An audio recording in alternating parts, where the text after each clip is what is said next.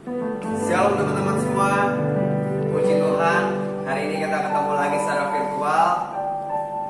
Dimanapun teman-teman berada, saya doain supaya semuanya sehat, semuanya bersuka cita, semuanya punya kasih Tuhan dalam hatinya. Saya mau ucapin dulu Happy Valentine buat teman-teman semua. Iya, cinta, kasih itu nggak cuma ke pasangan, bisa ke orang tua, bisa ke teman-teman, bisa ke sesama kita semua. Karena itu terlebih lagi kita hari ini mau ungkapkan cinta kita kepada Tuhan. Amin. Kita mau memuji Tuhan hari ini. Nah, saya mau kasih tahu dulu teman-teman semua, kalau hari ini lagu-lagu yang dinyanyikan adalah lagu-lagu ciptaan dari anak-anak GBI Gedong Wetan semua. Wah, luar biasa. Ada 4 lagu supaya lagu ini nantinya bisa memberkati teman-teman semua. Puji nama Tuhan. Hari ini kita mau masuk dalam hadirat Tuhan. Lagu pertama, Kau Sertai Jalanku. Ini diciptain sama Ko Sandi.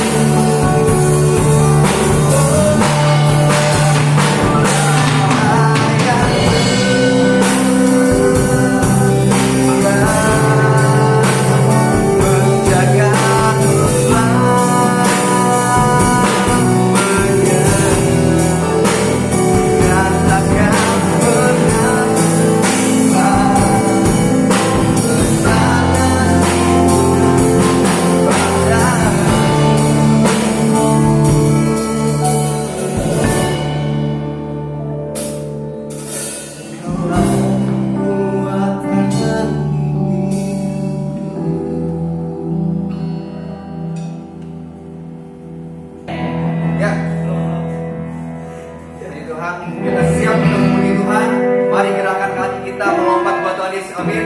Ini lagu kita yang kedua, judulnya You Are, diciptakan oleh Jason.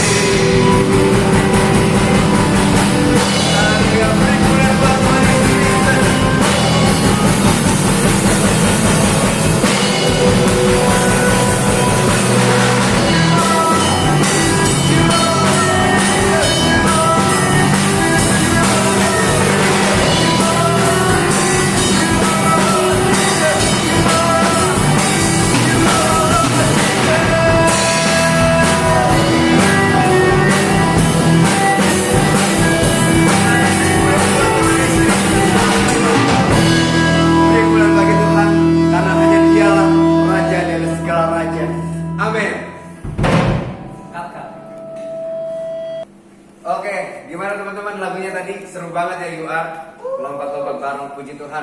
Ini lagu yang ketiga, diciptakan juga sama Jason. Temanya adalah electronic dance music ya, EDM. Kita juga sama-sama mau ngedance sama-sama. Saya juga belum terlalu hafal, jadi saya lihat lirik hari ini. Judulnya I Need Your Love.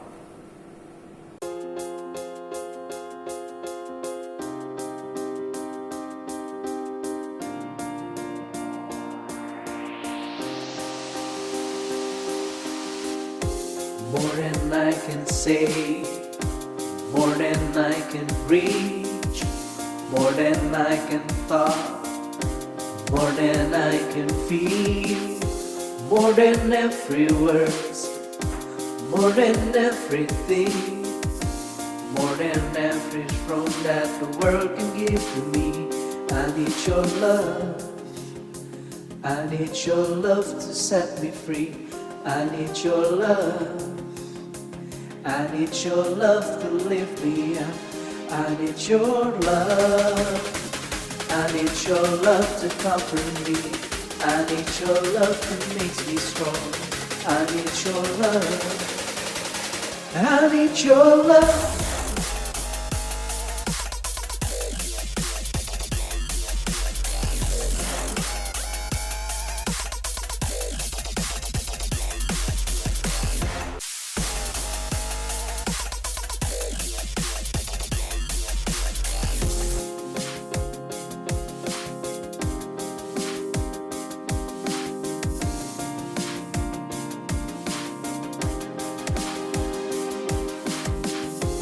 More than I can say, more than I can reach, more than I can thought, more than I can feel, more than every words, more than everything, more than every throne that the world can give to me.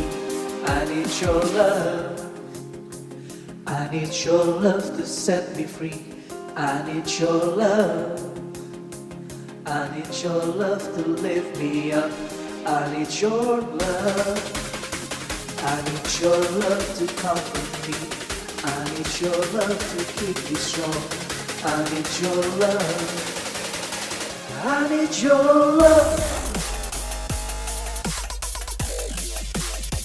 I need your love, I need your love, I need your love, I need your love, I need your love, I need your love, I need your love to set me free. I need your love, I need your love to lift me up. I need your love, I need your love to comfort me. I need your love to keep me strong. I need your love, I need your love, I need your love, I need your love, I need your love, I need your love, I need your love, I need your love, I need your love, I need your love.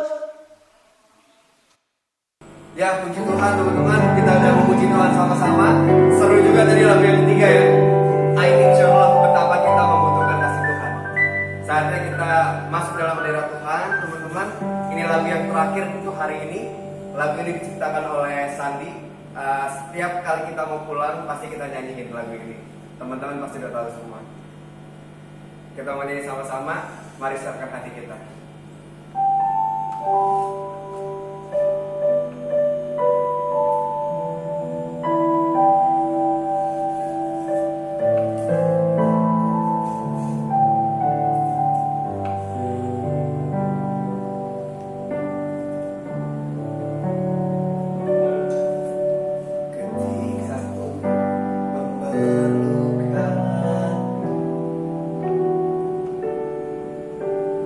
Kau selalu di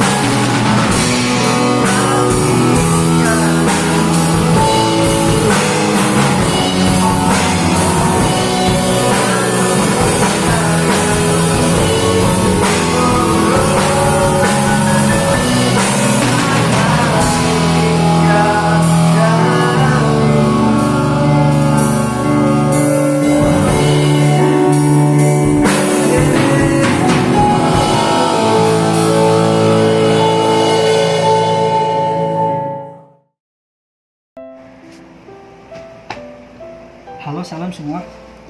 Jadi di sini saya diberi kesempatan untuk memberikan sebuah firman Tuhan, sebuah kabar baik dari Tuhan.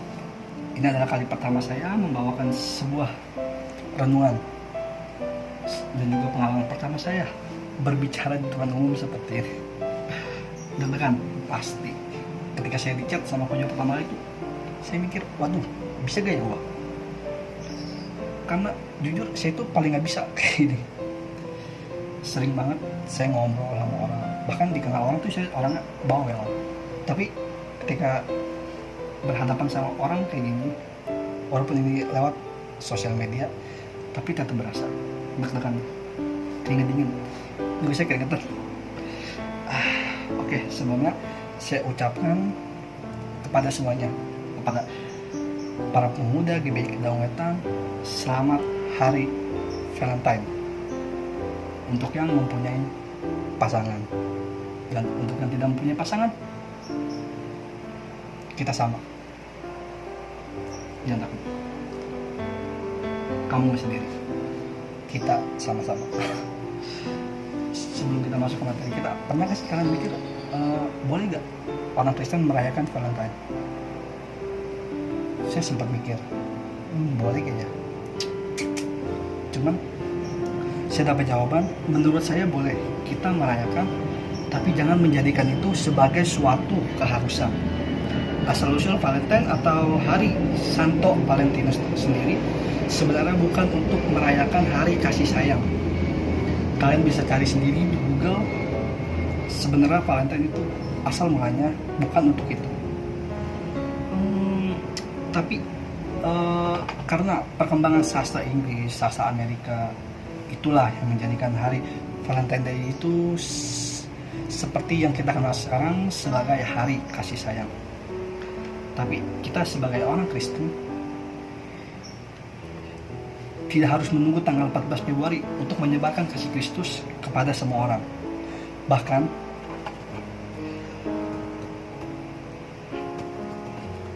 di malam terakhir sebelum Tuhan Yesus disalibkan, dia berkata kepada murid-muridnya dalam Yohanes 13 ayat 34 sampai 35. Aku memberikan perintah baru kepada kamu, yaitu supaya kamu saling mengasihi. Sama seperti aku telah mengasihi kamu, demikian pula kamu harus saling mengasihi. Dengan demikian, semua orang akan tahu bahwa kamu adalah murid-muridku, yaitu jikalau kamu saling mengasihi. Dalam ayat tersebut, kita diberikan perintah untuk saling mengasihi setiap hari, dimanapun dan kapanpun kita berada. Karena sebagai anak Tuhan Yesus, kita harus saling mengasihi siapapun tanpa pengecualian. Pada perayaan Valentine ini, semua orang menunjukkan perasaan sayangnya hanya untuk orang-orang yang memiliki hubungan khusus dan tidak menunjukkannya kepada orang lain. Hal itu tidak menunjukkan kita sebagai seorang Kristen. Dalam Matius 5 ayat 43 sampai 44, Alkitab berkata seperti ini, kasihilah sesama manusia dan bencilah musuhmu. Tetapi aku berkata kepadamu, kasihilah musuhmu dan berdoalah bagi mereka yang menganiaya kamu. Kita harus memiliki hubungan seperti salib. Tidak hanya hubungan vertikal, tapi kita juga harus punya yang namanya hubungan horizontal atau kepada sesama kita.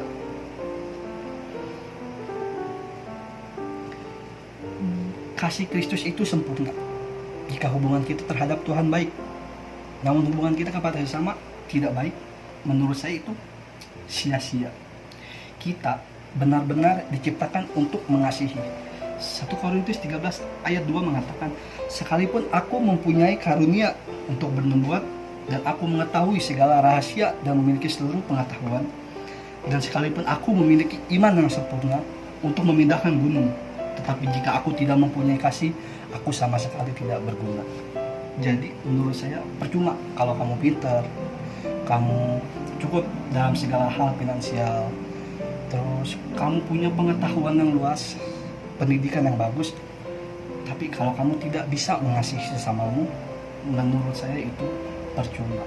Banyak saya jumpain di kehidupan sehari-hari, banyak orang yang memiliki jabatan lebih tinggi, pekerjaan enak, tempat tinggal ada, dari segi finansial bagus, pendidikan mereka bagus, tapi ketika ia tidak mempunyai kasih, saya lihat hidupnya tidak bahagia. Gimana kok nggak bahagia? Saya lihat orang itu gampang emosi. Saya lihat orang itu selalu ingin butuh dikasihi, selalu ingin menjadi pusat perhatian, seperti itu. Jadi kita sebagai seorang Kristen, bahkan Tuhan kita sendiri pun memerintahkan kita untuk kita saling mengasihi, bukan hanya kepada Tuhan, tetapi kepada sesama kita. Jadi apa itu kasih? Kasih Kristus adalah kasih yang sempurna. Artinya kita tidak mengasihi hanya kepada orang yang memberikan timbal balik, atau kepada orang yang juga mengasihi kita, tetapi kita harus mengasihi semua orang tanpa pandang bulu. Apa sih itu kasih menurut Alkitab? Yang pertama, kasih adalah perintah. Tuhan memberikan perintah kepada kita untuk saling mengasihi satu sama lain. Dalam 2 Yohanes 1 ayat 6a berkata, dan inilah kasih itu, yaitu bahwa kita harus saling hidup menurut perintahnya. Kita mungkin tidak bisa mengontrol emosi kita setiap hari, bener kan? Nggak mungkin kita tiap hari itu untuk senang ketawa sana sini, nggak mungkin. Kecuali di sosial media kita bisa aja nunjukin kalau kita senang. Kita tidak menunjukkan sisi masalah kita kepada orang-orang.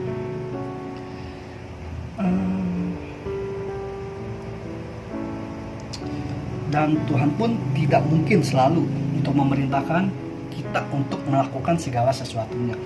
Contoh, misalnya ada anak kecil nangis, terus Tuhan ngasih perintah nih, aku perintahkan kau senang. Bisa gak anak kecil itu senang? Contoh, kalau kalian punya adik kecil sekitar umur 5 tahun, terus dia nangis, kalian suruh diam, apakah dia diam? Enggak, dia nggak diam. Karena sebenarnya sekalipun Tuhan punya kuasa untuk melakukan itu, dia memilih agar kita sendirilah yang berinisiatif untuk melakukannya. Begitu juga dengan mengasihi. Tuhan ingin kita mengasihi dengan sesama, dengan inisiatif tanpa harus diperintahkan terlebih dahulu. Amin. Yang kedua, kasih adalah pilihan. Dalam 1 Korintus 14 ayat 1 dikatakan, kejarlah kasih itu dan usahakanlah dirimu memperoleh karunia-karunia roh, terutama karunia untuk bernubuat. Pasti pernah kan kalian bermimpi dan ingin mengejar mimpi itu. Nggak usah jauh-jauh, contohnya di tahun 2021 ini, punya gak kalian resolusi? Saya pribadi punya. Saya tulis di tembok itu tiap sebelum saya tidur atau sesudah saya bangun tidur, saya selalu lihat resolusi itu untuk bisa hidup lebih semangat, gak males kayak gitu. Setidaknya di sini saya tulis resolusi saya ada 5, dan saya harap Tuhan menghendaki resolusi saya di antara 5 ini, kalaupun semua nggak tercapai, salah satunya. Oke, jadi jika kalian punya resolusi, itu adalah sebuah pilihan. Begitu juga dengan kasih. Mengasihi adalah pilihan. Kita diberi pilihan untuk mengasihi atau tidak. Kitalah yang memilih untuk mengasihi orang lain seperti Tuhan memilih kita untuk dikasihi. Yang ketiga, kasih adalah tindakan. Kasih ataupun cinta harus dibuktikan, bukan hanya dikatakan. Alkitab berkata dalam 1 Yohanes 3 ayat 18, anak-anakku, marilah kita mengasihi, bukan dengan perkataan atau dengan lidah, tetapi dengan perbuatan dan dalam kebenaran. Setiap hari Tuhan menyediakan kesempatan kita untuk bisa menunjukkan kasih kita kepada orang lain. Tapi seringkali kita gengsi, malu, malas, atau mungkin terlalu sibuk untuk menunjukkan kasih kita dalam perbuatan.